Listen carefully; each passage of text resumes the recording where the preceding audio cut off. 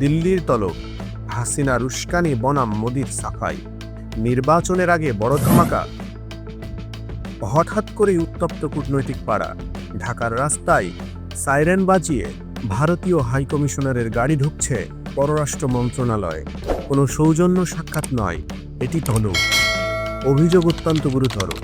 সীমান্তের ওপারে বসে কলকাঠি নাড়ছেন সাবেক প্রধানমন্ত্রী শেখ হাসিনা। ত্রয়োদশ জাতীয় নির্বাচন বানচালের এক ভয়ঙ্কর ব্লুপ্রিন্ট কি তৈরি হচ্ছে ভারতের মাটিতে? 14 ডিসেম্বর সকালে হাইকমিশনার প্রণয় ভার্মাকে ডেকে সে রেড অ্যালার্টই দিল বাংলাদেশের অন্তর্বর্তী সরকার। পররাষ্ট্র মন্ত্রণালয়ের রুদ্ধদ্বার বৈঠকে কী কথা হলো? জানা যাচ্ছে, ঢাকা এবার আর কোনো ঢাক রাখেনি।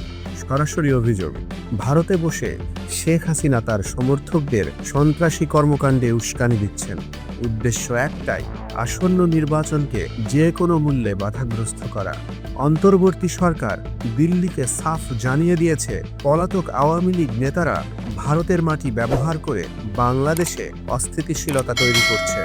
এই অপরাধমূলক তৎপরতা এখনই বন্ধ করতে হবে, নতুবা দুই দেশের সম্পর্কের বরফ গলবে না। কিন্তু চুপ থাকেনি মোদী সরকারও। হাইকমিশনারকে তলবের ঠিক পরপরই দিল্লি থেকে এলো কড়া প্রতিক্রিয়া।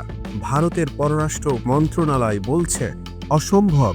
তারা দাবি করেছে ভারতের মাটি কখনোই বন্ধুরাষ্ট্র বাংলাদেশের ক্ষতির জন্য ব্যবহৃত হয়নি।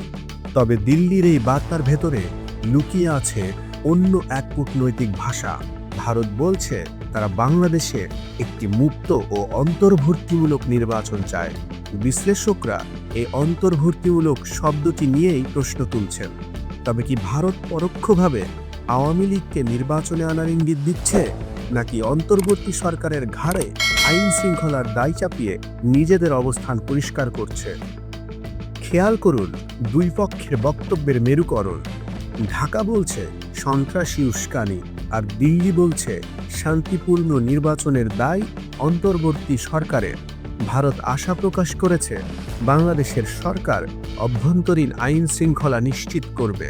অর্থাৎ বল এখন ঢাকার কোর্টে ঠেলে দিল দিল্লি। শেখ হাসিনার অডিও বার্তা বা উস্কানি বন্ধে ভারত কোনো জরুরি পদক্ষেপ নেবে কিনা তা নিয়ে স্পষ্ট কোনো প্রতিশ্রুতি মেলেনি, বরং তারা নিজেদের নিরপেক্ষ প্রমাণের চেষ্টায় ব্যস্ত। নির্বাচনের ঠিক আগ মুহূর্তে এই কূটনৈতিক সংঘাত কিসের ইঙ্গিত? শেখ হাসিনা কি থামবেন, নাকি সীমান্তের ওপার থেকে আসার নির্দেশনায় উত্তপ্ত হয়ে উঠবে বাংলাদেশের রাজপথ? দিল্লির এই ক্লিন চিট কি ঢাকা মেনে নেবে, নাকি প্রণয় ভার্মাকে তলবের এই ঘটনা দুই প্রতিবেশীর সম্পর্কে নতুন কোনো ফাটল ধরাবে? চোখ রাখুন আমাদের পর্দায়, সত্য উদ্ঘাটনে আমরা আপোষহীন।